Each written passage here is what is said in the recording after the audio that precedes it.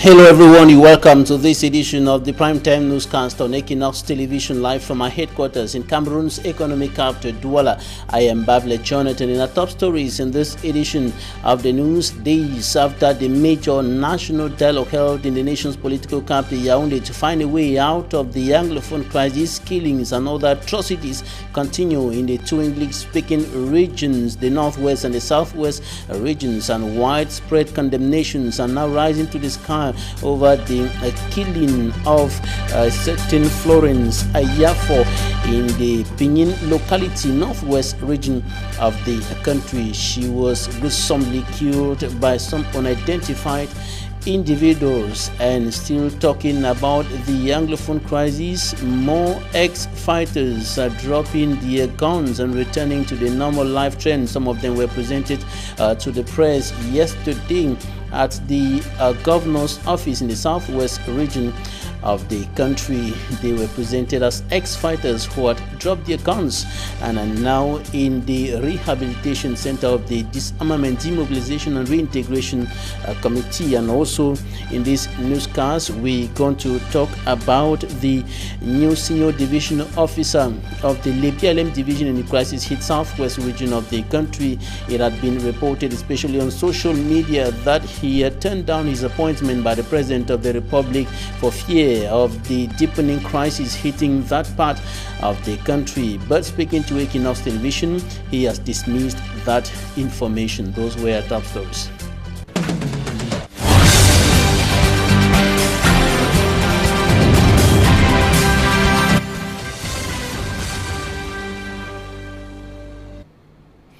Killings and other atrocities have continued in the northwest and southwest regions of the Republic of Cameroon as the Anglophone crisis deteriorates further. These after the major national dialogue which brought together civil society, political and of course administrative authorities, religious authorities from across the country and out of the country in the nation's political capital, Yaoundé. And the event was intended to find a way out of the Anglophone crisis, and this after that event, atrocities have continued in the northwest and southwest regions of the country, and the ghost town operation imposed by pro-independence fighters still respected in major towns including Kumba, Boya, Bamenda and other parts of the two Anglophone regions of the country.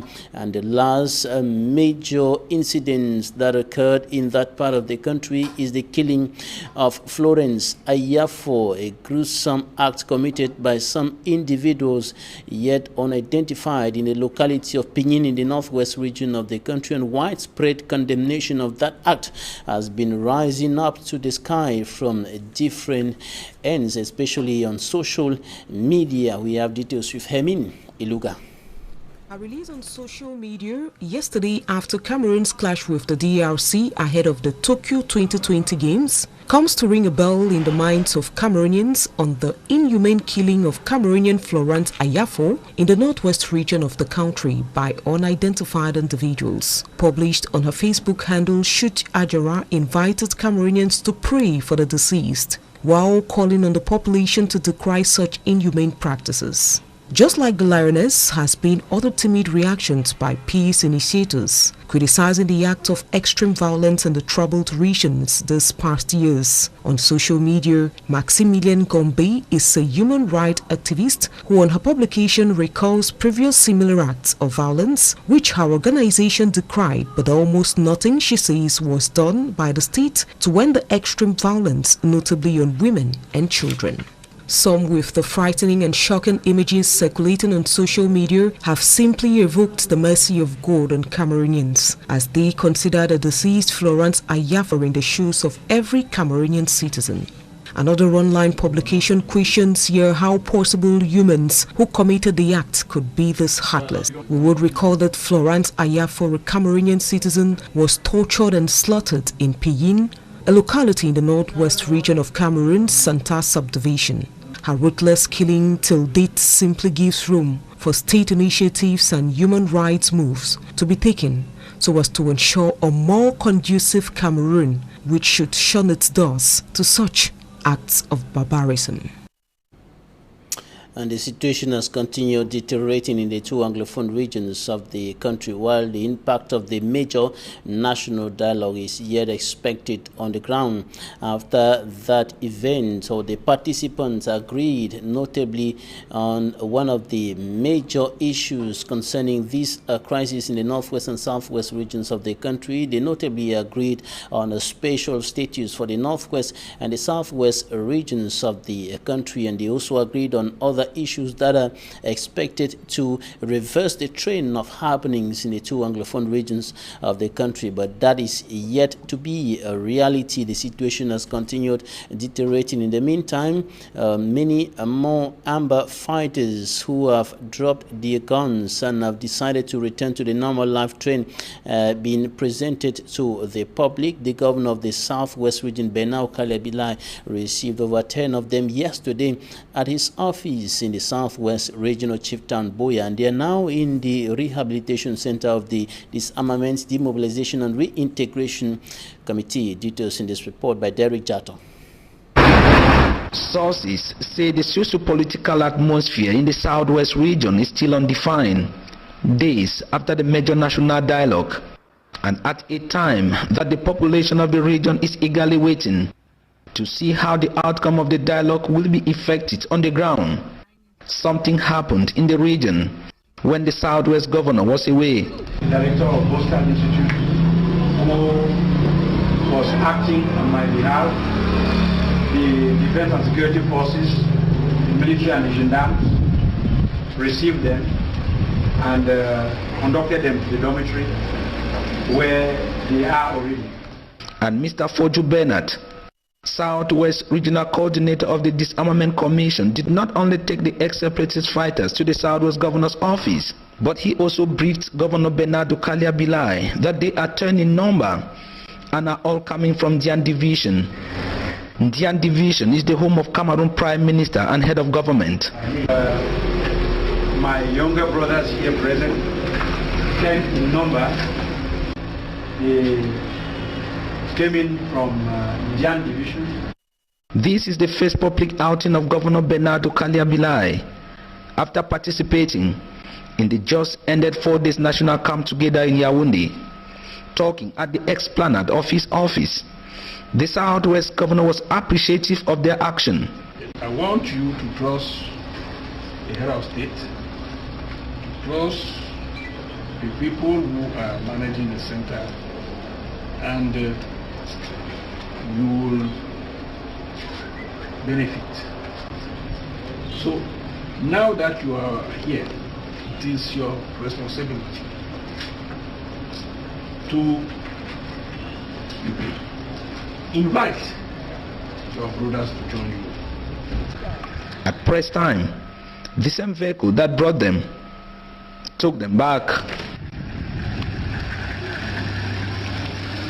And with regards to the difficult socio-political and security climate reigning in the Lebialem Division, southwest region of Cameroon, it had been reported, especially on social media, that the new senior divisional officer appointed by the President of the Republic had turned down his appointment for fear of the situation over there in the southwest region of the country. But speaking to Equinox Television, Mungambo Ekema William dismissed that information and said he is ready to serve his country everywhere, and of course in the Lebialem Division.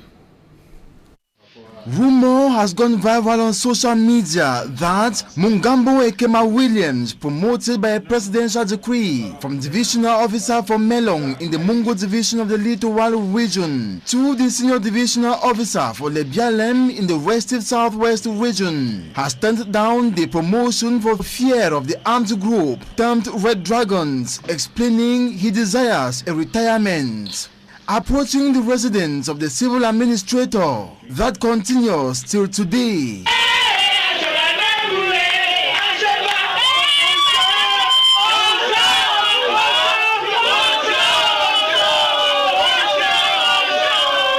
Overjoyed, diluted with bottles of liquor. a clear indication he happily embraced the head of state's trust and the promotion. I almost fainted because of joy. I almost collapsed because the emotions were too much for me to bear. But notwithstanding, I was happy that I've been given a privilege to serve my country. I've been given an opportunity to prove my worth. And everything being equal, I have to first of all say thank you to God for giving me the opportunity to serve my country in this capacity. I have to say a grand thank you, a big thank you to our President, His Excellency President Paul Biya, for the confidence he bestowed on my humble person. Mungambo Ekema William is aware he is diving into what many commonly refer to as from a fry pan to fire. That is, from a peaceful community, Melong, to a deadly battleground, Lebialen. I do pray that the Almighty God give me the possibility, the might, the wisdom, all what it takes to do my job. I'm glad to be an SDO. I'm glad to be the SDO, the new SDO of the Lebialen Division. Many who know him like this Melong resident for 11 years believes Ekema Williams' dreams have rather come true and there is nothing to regret about the promotion. Il m'avait toujours dit que l'avenir c'est devant, il faut suivre le rêve. Il a rêvé et on s'en mérite qu'il soit préfet, il a la carré. Celebrations continue at the promoted civil administrator's residence until when he fully benefits his official installation as senior divisional officer for Lebialen to dish out his professionalism for restoration of peace.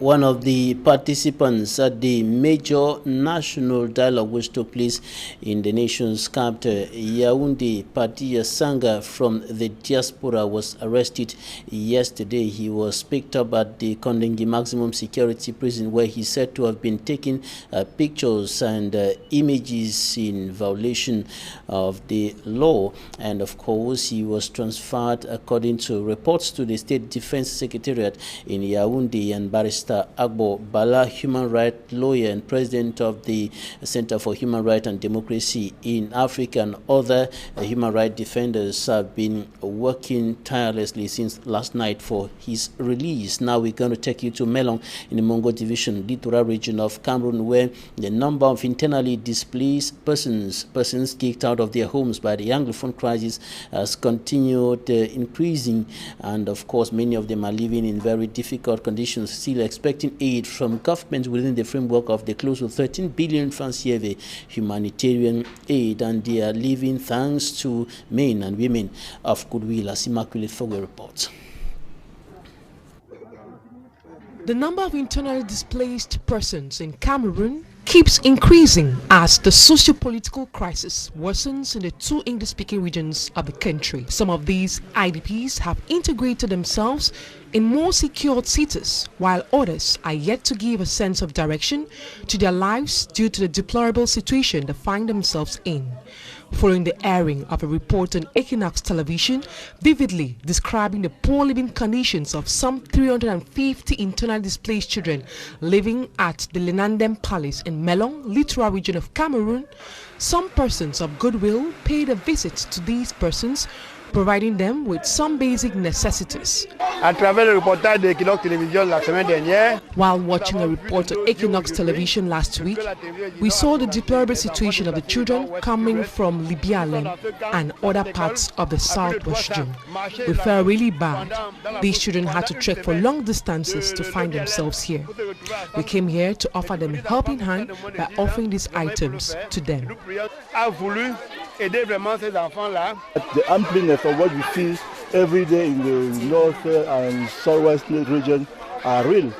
Now we can say that we have seen the disaster of that war, and We are hoping today that the great national dialogue who is now making a year, that all those who are there find the solution of that situation, because we don't need to see this, what we are seeing today, next year. One of the internally displaced kids expressed gratitude towards the gesture and wishes that others can copy the good example. That they have come today in the school of Lenandem, that they have shared and see what the proprietor, His Royal Highness Fonjinju, has done. They have come to thank him, and they are very encouraged of his work. And we hope that all of you come again to see the work that the proprietor has done and the improvement that he has done in the school. That Leonard Strong, that the Cesar education is the key to success. So we are fighting poverty through education. His Royal Majesty Tatabong Alexander, who had to transform his coffee factory into an accommodating center, equally appreciated the exposure rendered by the media organ and those offering aid. Ça, c'est les innocents. Ils n'ont pas choisi d'être ici. These children are innocent. They didn't choose the situation they find themselves in. Many of them had to cover long distances just to be here. This is a coffee factory that I have transformed into a school. I sincerely thank the efforts of Equinox Television, because without them, we would not have been able to receive these items. C'est Equinox qui est passé ici. Le président a bien dit qui vous a réveillé. Vous avez dit. Many other internally displaced Anglophones find themselves in similar deplorable conditions in several parts of the country. Their wish is that the special status accorded to the Northwest and Southwest region will go a long way to resolve the Anglophone crisis. Members of Elections Cameroon have been working hard to meet the target of the election organizing body in Cameroon, the target of 7 million potential voters for 2019, and they met today in the nation's capital, Yaoundé, to discuss, to evaluate the work that has been done so far and project into the future, and of course strategize on how to meet that target of 7 million potential registered voters for 2019. Take a listen to the President of Elections Cameroon, Eno Abrams Egbe. The access to some localities for security reasons, the geographical nature of some areas, and above all, the disagreements among representatives of political parties within the joint local commission. These difficulties notwithstanding, I believe they embolden and strengthen our democratic process. In this regard, while waiting for the end of the cleaning up of the exercise of the electoral registers to be completed, we can be hopeful to reach our objectives of 7 million registered voters. There is therefore strong reason to believe that the operation 200,000 enrolled in 1 month, previously initiated by Director General of Elections in order to boost registration, has certainly paid off. At the same time, as part of reinforcing and strengthening our institutional cooperation, some members of the electoral board recently took part in the 4th General Assembly and an international conference in Bengaluru, in India, organized by the Association of World Election Bodies, AWEB, on the theme, Initiatives and Challenges of Social Media and Information Technology in Elections. The implementations of the recommendations formulated at this high-level meeting shall undoubtedly give a fresh impetus to our electoral technology and communication process and strategies. In that same vein, during the 7th General Assembly of RECEF held at Sinai in Romania last June, we supported and encouraged the creation of a forum for women of RECEF, which shall operate as a platform for brainstorming and exchange on the introduction of gender mainstream in the electoral process within French-speaking countries. With that in mind, we have resolved to dispatch a female delegation of electoral board members in the coming weeks to Kigali in Rwanda to effectively take part in the launching of the very first edition of this forum, which I hope will contribute to lay more emphasis on the constitution and promotion of gender mainstream both internally and beyond our borders. Finally, within the framework of PBF project, we undertook a 4-day training of trainers last August 2019, followed by a pioneer regional meeting that we organized in Douala on the 4th, 5th, and 6th of September 2019 with other stakeholders of the electoral process drawn from the littoral, northwest, west, and south regions. We are now aware of the need to support peace-building projects through dialogue. The strengthening of Talking Point is up next.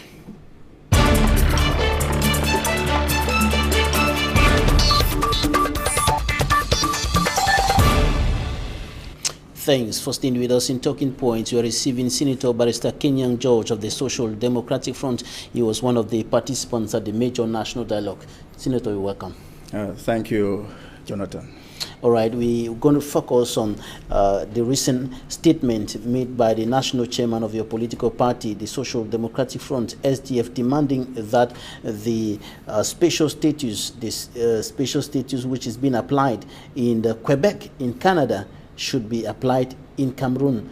The components of the system in Quebec should be applied in Cameroon. Is that feasible? It is feasible. When there is the will, there is the way. It is very, very feasible.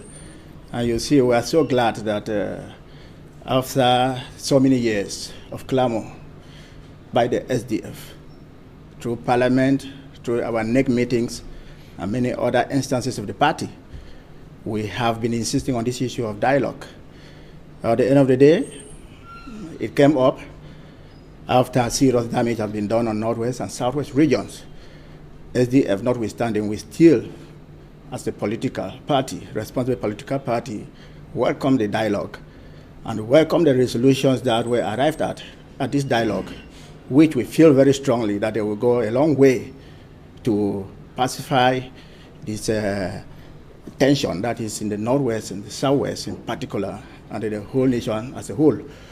And so this after that major meeting in Yaoundé, atrocities, killings continue in the two Anglophone regions of the country. Ghost Town is still being respected, and so on. When you look at what is happening now, do you think that the fruits, do you have the impression that the fruits of the major national dialogue will anytime soon be felt on the ground? Yeah, I must remind you there were 8 committees that came up with very strong resolutions that if adopted, there will be a solution. You see, the major resolutions was on a special status to the Northwest and the Southwest regions in conformity with Section 62 sub 2 of our Constitution. And so we came and noticed that this Section 62 sub 2 is a skeleton. And we resolved in the SDF to give it some content. And the content, as we have said, is that Northwest and Southwest need autonomy, sovereignty. We need to administer ourselves. And it is another way. You see, the state has been so reluctant to listen to this call for SDF about federalism. But the federalism, I can assure you, has been granted in a big way. This special status, if the content that the SDF has given to it is respected, is executed, I bet you we will come out of this situation. And I call the attention, as I said it in Yaoundé, of the powers that be, the head of state, that it is an urgent issue. As you have said, you see that this war, it is ongoing. They are killing in the Northwest, they are killing in the Southwest, they are killing in Bui, where I'm senator, and the people are doubting because we have failed in the tripartite. We have made promises which have never been fulfilled. But I want to say that God is behind what is happening, and I strongly believe that the head of state himself, despite the fact that he has been told lies, deceived by his advisors, he has come out strongly to stand for this dialogue, and it is going to work. And you want the system in Quebec, in Canada, to be applied in Cameroon, in Quebec, where there is a whole government, which is a nation in United Canada, with its own government, its own assembly, its own judicial system, and everything well planted and functioning very well. You want that to be applied here in Cameroon. Yeah, as I highlighted, you see, SDF, as I said, is a skeleton that they have given to us, 62 sub 2. That is all about it. Now, what is the content? SDF now feels that considering our political history, our heritage, our language, our custom, our economy, we need some autonomy, we need some sovereignty. And this sovereignty has been highlighted in the press statement of the chairman of the SDF, that we just need to pick what is happening in Quebec and apply it here, and it is work. Because in Quebec, you see, the executive the legislative power, the judicial power is independent. It is sovereign. There is autonomy. And so they treat their matters, they administer themselves, and they have a premier, they have a national assembly. You see, everything is done, but under what? Under one and indivisible country, which is called Canada.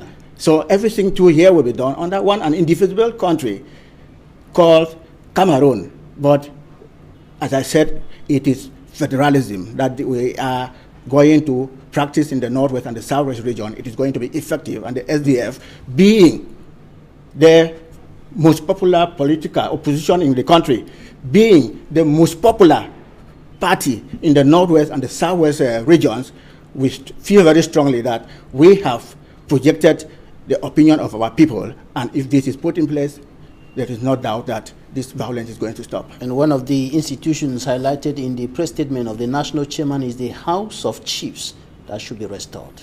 Yes, we're going back to the 1961 federal constitution. We had a House of Chiefs that was so vibrant. And we need to respect our chiefs because those are our custodians of our tradition. And so this has to be put in practice in order for this democracy, in order for this self-governance to be practical. And it is going to work. It's going to work. Rest assured. It's going to work, but there are questions on the possibility of this, what you're proposing, being accepted by Yaoundé, because you're saying it's federalism, you're saying it's synonymous to federalism, and some even go to the extent of saying that what you're describing now is secession. Some people interpret it that way. Will this go through? Will this be accepted by the Yaoundé administration? That is where there's a question. I must draw your attention that this dialogue that we just held, you have some CPDM stalwarts that did not want this dialogue to hold from the Northwest and Southwest regions. People were against the holding of this violence, the dialogue. They have blocked and blocked and blocked. But at this time, God said, enough is enough. And I think that is the will of God that is prevailing. And you say, don't be doubting. It is federalism. It's federalism. There's no any other way to call it. And with this federalism, as I said, we have given the content, and we represent the people.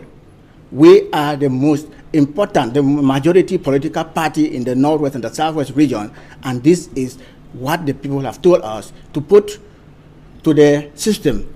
And we are calling on the head of state to make sure that it is executed, and that if it is executed, there will be peace. We do not doubt it, because we represent the people and we know what they want. Forget about those who are making noise on the social media. SDF is doing nothing. SDF, people have gone to Yaoundé to wine and to dine. They're talking on social media. I am here. I communicate with the Amber Boys. I communicate with the leaders every day, and I know what they want. Of course, we have been seeing MPs and senators of the Social Democratic Front mounting pressure at the level of the lower house and the upper houses of Parliament for the Anglophone crisis to be properly addressed by the parliaments, to be properly addressed by the administration, and so on. But come to think of it, if your proposal is not accepted, what are you going to do for it to go through? If it's not accepted, the world will take note of it. The international community, they will take note that the head of state, the system in place, does not want to solve the problem of the Northwest and the Southwest region and the problem of this nation. So this dialogue has been supported by our international partners, and they are observing, they are looking at us. And so if what we have resolved is not executed, the head of state will take the responsibility. All right, you're a senator from the Bui division in the Northwest region of the country. I want you to look at this camera and speak to your people, speak to Anglophone Cameroonians. I'm talking to my people from Northeast subdivision where I come, from Oku subdivision, from Kum, from Jakiri, from Kumbu, that they should trust what we did on their behalf in Yaoundé. I am talking to my constituency of the Northwest region. Trust what we did in Yaoundé. And please forget about the social media propaganda. You know, some people do not want this dialogue to succeed. Military people do not want it because it's a business venture for them. Most administrators have enriched themselves in this thing. And we are saying that enough is enough and that this is the time. You are there, my brothers and sisters, the Amber fighters in the bushes. Our parents are with you in the bushes, they're suffering. And so we are saying that just be confident about what we have done. We went to Yaoundé, we represented you in all good faith, and that what we have done, we are going to push it and that it is going to work. God is for us, and when God is for us, nobody can be against us. So it is a divine struggle which is going to succeed. Please, it is just a matter of time, and this is the time. Be confident about what we have done and keep on praying. Senator Barrister Kengang George, thanks for coming. Thank you, Mr. Babila. Thanks, ladies and gentlemen, for staying with us. That's it for today. Thank you.